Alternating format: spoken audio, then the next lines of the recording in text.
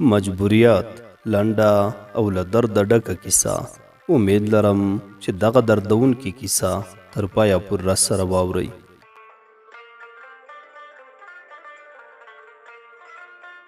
که څه هم 14 کاله مې له سترګو اوښکې نه دي وچې شوي، خو نن مې له حده ډېر وژړل. دومره مې وژړل چې سترګې مې له ډېرې ژړا وپړسېدلې. نن مې د زړه زخمونه یو ځل بیا تازه شوي وو. له سترګو مې د اوښکو ویالې روانې وې. دا نو 14 کاله وروسته زما لپاره تر ټولو زیاته دردونکې ورځ وه. اوس درته کیسه کوم، درته یې وایم، له دې رازه مو خامخا خبروم. یو دا چې زما له مجبوریته خبر شئ، او بل د انسانانو په جامه کې پټ شیطانانو پیژنئ. د ډېرو کلونو خبره ده، په یاد مې دي چې کله خپلې کوټې ته ننوتم، په دیوال کې مې د خپل میړه پر تصویر سترګې ولګېدې. سمدواره مې له سترګو اوښکې وڅڅېدې. په تصویر کې د هغه خوله له خندا ډکه وه. مخ ته مې د خپل پړوني پله ونیو او ښه ډېر مې وژړل. دا وخت مې خپلو کوچنیو بچیانو ته پام شو چې پر یوې زړې توشه کې ناست وو. یو زوی مې راته وویل، مورې ولې ژاړې؟ پلارجان مې بیا نه راځي؟ بل په وړه ژبه وویل، دادا راځي، هغه خو ښار ته تللی دی. دا وخت نو ما نشو کولی خپله ژړا ایساره کړم. په چیغو چیغو مې وژړل. دومره سلګۍ مې ووهلې چې زړه مې له زوره پرېوت. یوازې زما 7 کلنه لور پروین په دې پوهېدله چې پلار یې مړ شوی او د تل لپاره به له دې نعمته بې برخې وي. هغوی په حیرانتیا ماته کتل. دا وخت مې خپل 3 وړه بچیان په غېږ کې ونیول او ښه ډېر مې ښکل کړل. لږه شیبه مې په پټه خوله اوښکې تویې کړې. بیا مې ځان په دې ډاډه کړ چې شکر نارینه اولادونه لرم، الله به یې راته لوی کړي او ټولې اندېښنې به مې هوارې شي. بیا خپلې بېوسۍ ناهیلې کړم. له ځانه سره مې وویل، چاته له اسمانه روزي نه راښکته کېږي. مجبوره یم چې په دې ځوانۍ کې خیرات ټول کړم او چاته د سوال لاس وغځوم.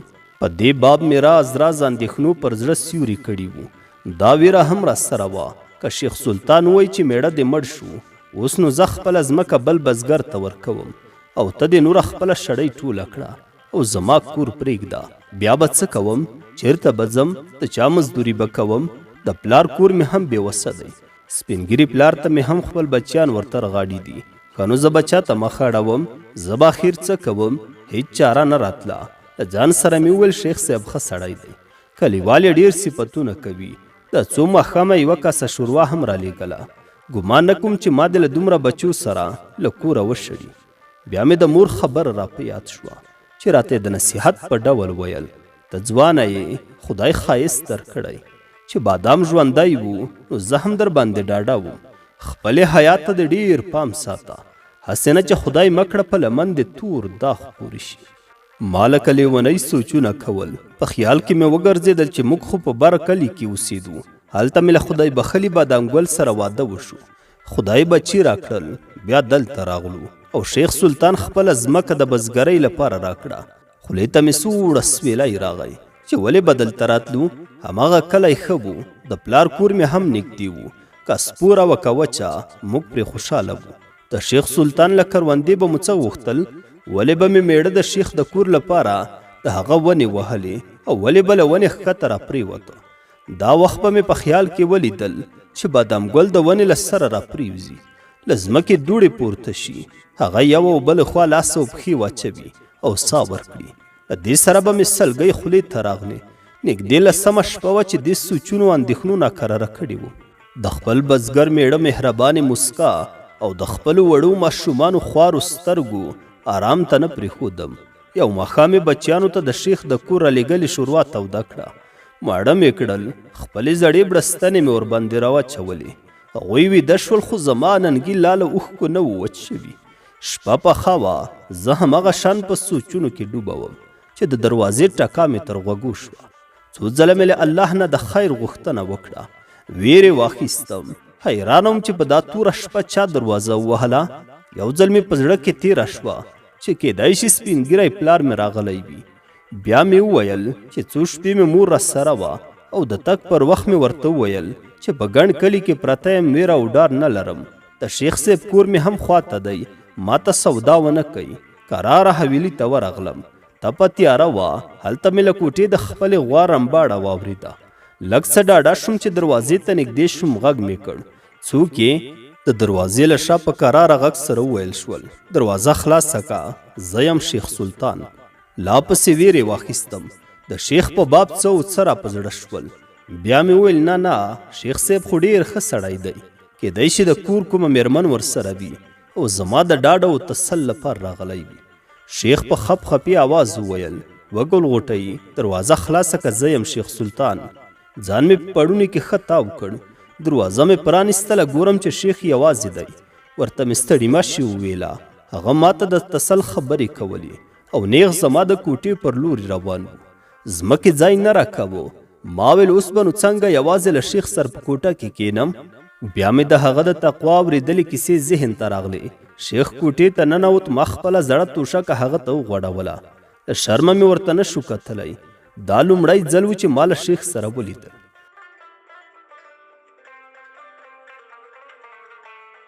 هغه ماته د ډاډ خبرې وکړي.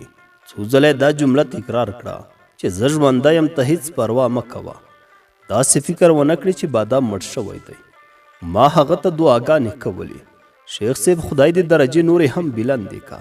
بچی دې خدای لره چې دنیا ودانه وي، خدای دې ودان لره.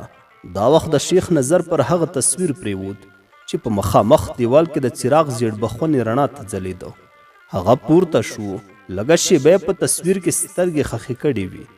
بیا مخ راواړه ویې ویل دا به د بادام ګل د ځوانۍ عکس وي. خدای دې وبخښي ښه ځواني یې وه، خو ګلغوټۍ ګوره ستا ځواني ته نه شو رسېدلی. ما دې پیغلتوب لیدلی و. دا وخت مې غوږونه ځیږه شول. په زړه کې مې د شیخ په بې عقله خبرو لعنت ووایه. له بله پلوه سره د خپل عزت ویره پیدا شوه. نه پوهېدم چې څه وکړم. دا وخت شیخ وویل اوس هم داسې نه ښکارې چې تا دې واده کړی وي او یا د دې بچي راوړي وي. پوه شوم چې د شیخ نیت خراب دی.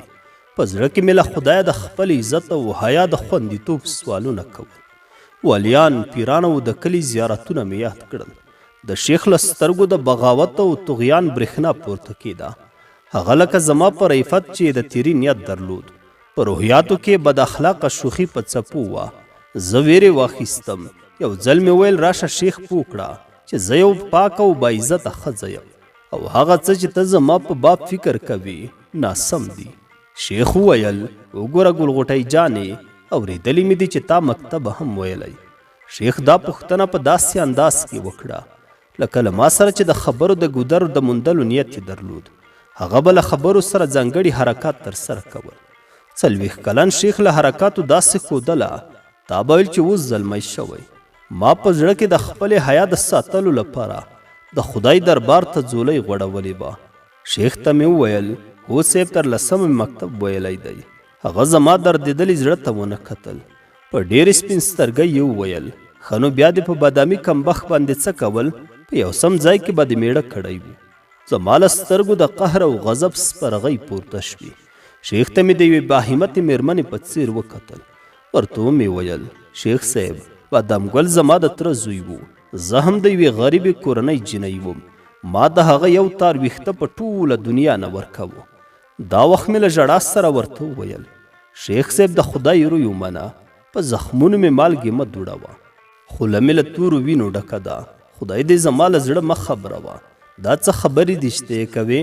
زه عزت لرم، بل ګمان راته مه کوه. ما له اوښکې تویولې چې پر بدن مې د شیخ لاس احساس کړ. خیز مې کړ. ګورم چې مخې ته مې په 2 پښو ناست دی. ما ځان لږ وروسته کړ. داسې ښکارېدله چې شیخ د کوم بل جرم د ترسره کولو نیت درلود. ستونی یې راښکه راته ویې ویل ای لیونۍ د شیخ ټوله زندګي در نظر ده. ما ته څومره ګرانه یې. زما دې په دې وړو بچیانو زړه سوځېږي. که په دا سخت ژمي دې له کوره وباسم چېرته به ځې؟ زه ستا د فایدې خبره کوم. لږ سوچ وکړه. په بچیانو دې لږ رحم وکړه. زه وایم چې هلته زموږ کور ته راځه، کار کوه، خوره او څښه او حساب مه منه چې له ما سره د یو ځل مخه شوه ژوند به وپېژنې. دا وخت یې زما مخ ته د لاس راوړلو هڅه کوله. ما یې لاس لرې کړ. زه لکه د پاڼه داسې رپېدم. کتل مې چې شیخ پورته شو. لږه شیبه یې ما ته وکتل. بیا یې وویل ته دې خپل سوچ وکړه. زه سبا شپه بیا راځم، خو ګوره زه ډېر ضدي سړی یم. دا یې وویل او له قبره په ګړب دروازه په ځان پسې پورې کړه او د باندې ووته. زه رڼا په لاس ورپسې ووتم. د کور دروازه مې پسې بنده کړه او یو غټ قلف مې پسې واچاوه. کوټې ته راغلم، تر سبا مې وژړل. تر سبا مې دا اندېښنه وکړه چې که سبا شپه بیا شیخ د شیطان په وزرو راشي څه به وایي او زما غبرګون به څه وي؟ آیا زه د هغه په وړاندې چې د مال جایداد او زور خاوند دی څه ویلی شم؟ ښه نو څنګه وکړم؟ دې اندېښنو ته مې یوازې اوښکې تویولې او تر سبا مې هیڅ ځواب ونه مونده. سبا شپه مې بچیانو ته پر تبۍ پوخ کړی سوکړک له چای سره مخ ته کېښوده. هغوی په وخوړه او ځانونه یې ماړه کړل او ما بیا خپلو اوښکو ته د خپل غم کیسه کوله. په دې ماښام مې له وخته دروازې ته قلف اچولی و. بچیان مې ویده شول. شپه تېرېدله، ما ته له ویرې خوب نه راته. دا وخت د کوټې دروازه وټکېده. پوه شوم چې شیخ دی او پر دیوال راوښتی.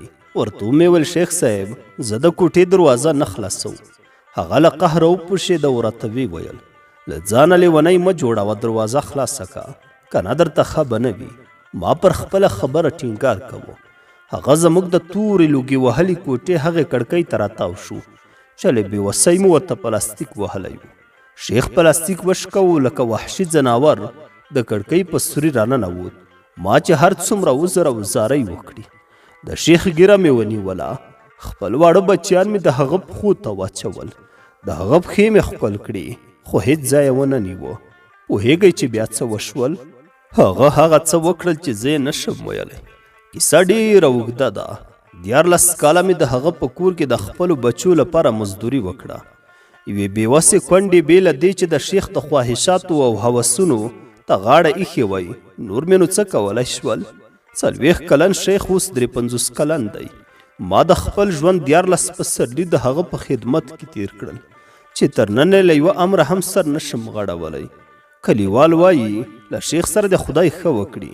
هغه دی د بادام ګل بچیان یې رالوی کړل. شیخ پر بېوزلو خوارانو عاطفه او زړهسوی لري. هغه ډېر مهربانه سړی دی. خو په دې حقیقت زه پوهېږم، زه هغه پیژنم. د هغه د زړهسوي او عاطفې کیسه یوازې ما ته معلومه ده. زما 20 کلنه لور پروین د شیخ په خوښه د هغه په یوه نوکر واده شوه او د دواړو زلمو بچیانو ملاګانې مې اوس هم د شیخ په نوکرۍ کې ټیټې دي. څه وکړم؟ دا زما مجبوریت دی. ورشتیا کیسه رانه اوږده شوه.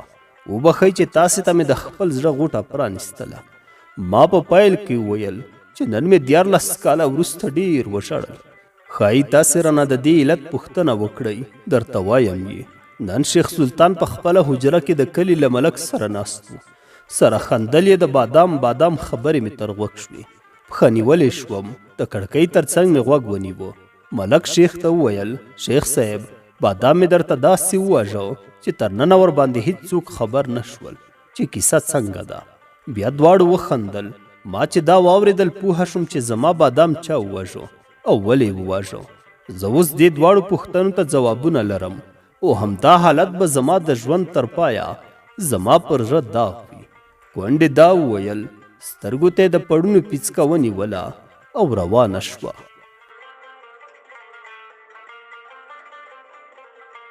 د پاچاهۍ لایقه یاره، د پاچاهۍ لایقه یاره، په مخ دې نښې د غم وینم زړه مې چوینه. په غم دې ورو ورو ویلې کېږم، په غم دې ورو ورو ویلې کېږم. خاشاک خو نه یم چې یو دم لوخړه شمه. د غم سندرې راته وایه، د غم سندرې راته وایه. ما مې شیرین جانان بایللی زړه مې چوینه. لکه چې خاورې مې په خوله شوې، لکه چې خاورې مې په خوله شوې. د یار له کوره د سندرو غږ راځي نه. ژړا په خپلې ځوانۍ راشي، ژړا په خپلې ځوانۍ راشي. څومره په کبر به مې ویل چې یار لرمه. کلی کې سخته خاموشي ده، کلی کې سخته خاموشي ده. یا لالی مړ دی یا یې کډې تللي دي نه. په تا به څنګه وخت تېرېږي، په تا به څنګه وخت تېرېږي. ماته د زړه له درده نه راځي خوبونه. قبر ته راشه راته ژاړه، قبر ته راشه راته ژاړه، په زړه مې وړي دي نیمګړي ارمانونه. د مرګ نه پس مې قبر ګوره، د مرګ نه پس مې قبر ګوره، په اسویلیو به مې کفن شلولی وینه. کفن مې ښه وګنډه مورې، کفن مې ښه وګنډه مورې، د ځوانۍ ټول عمر په دې کې تېرومه. مسافري دې ډېره وکړه، مسافري دې ډېره وکړه، وطن ته راشه ځواني بېرته نه راځي نه.